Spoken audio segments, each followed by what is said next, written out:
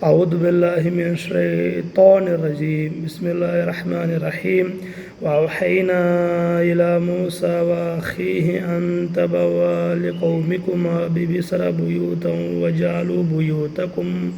وجعلوا بيوتكم قبلة وأقيموا الصلاة وبشر المؤمنين صدق الله العظيم. దీని యొక్క అర్థం ఏమిటి అంటే, మేము మూసాకు వహీ ద్వారా ఇలా సూచించాము, మూసాకు అతని యొక్క సోదరునికి ఏమని, ఈజిప్టులో బిసర భూయూతకం అంటే ఈజిప్టులో కొన్ని గృహాలను మార్గదర్శకానికి సంబంధించిన కేంద్రంగా అంటే ఆ యొక్క గృహంలో జాతి యొక్క అభివృద్ధి కొరకై సమావేశం ఏర్పాటు చేసుకొని ఒక గృహాన్ని ఏర్పాటు చేసుకొని అక్కడ ఒకరికొకరు డిస్కషన్ చేసుకొని ఆ యొక్క గృహాలే మార్గం అక్కడ గృహాల్లో జరిగేటువంటి పెద్దలు సూచించేటువంటి విషయాలనే మార్గదర్శకంగా భావిస్తూ నమాజును చేయండి, నమాజును స్థాపించండి అనే విషయం చెప్పబడింది. ఎందుకంటే ఇది విశ్వాసులకు శుభవార్త, కారుణ్యము అనే విషయం కూడా చెప్పబడింది. సో కేవలం నమాజు మాత్రమే కాదు, విశ్వసించేటువంటి యొక్క విశ్వాసులకు శుభవార్తను కూడా అందజేయండి అనే విషయం చెప్పబడింది. అంటే వహీ ద్వారా అల్లాహ్ మూసా అలైహిస్సలాంకు, హారూన్ అలైహిస్సలాంకు ఇలా బోధించాడు. ఏమని, ఈజిప్ట్లో కొన్ని గృహాలను మార్గదర్శకం సంబంధించిన కేంద్రాలుగా ఎంచుకోండి. అంటే అప్పుడు బనీ ఇస్రాయేలు ప్రజలు ఫిరౌన్ నుంచి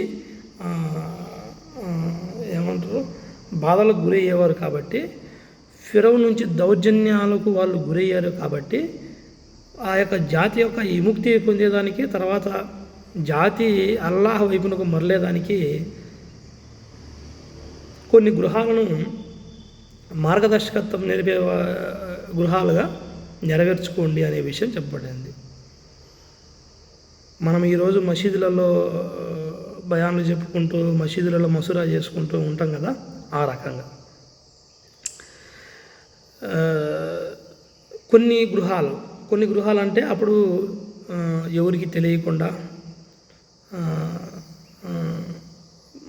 రహస్యంగా వాళ్ళు గృహాలను ఏర్పాటు చేసుకొని అక్కడ మీటింగ్ అనేది పెట్టుకొని అక్కడ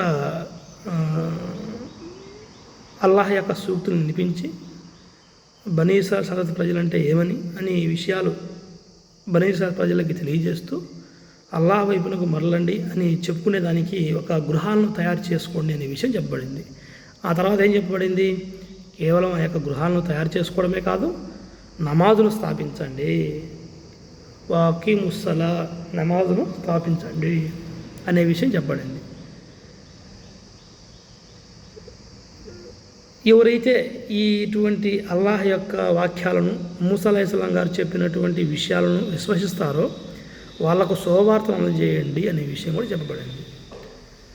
సో మనకు దీని ద్వారా అర్థమయ్యే విషయం ఏమిటి అంటే, నమాజ్ అనేది ప్రవక్త ముహమ్మద్ సల్లల్లాహు అలైహి వసల్లం గారికే ఇవ్వబడలేదు.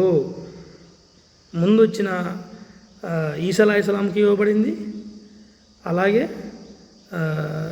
మూసా అలైహిస్సలాం కూడా ఇవ్వబడిందని ఈ యొక్క ఆయత ద్వారా మనకు అర్థం అనేది అవుతుంది. తర్వాత ఇంకా ముందుకు వెళ్తాము నమాజ్ గురించి.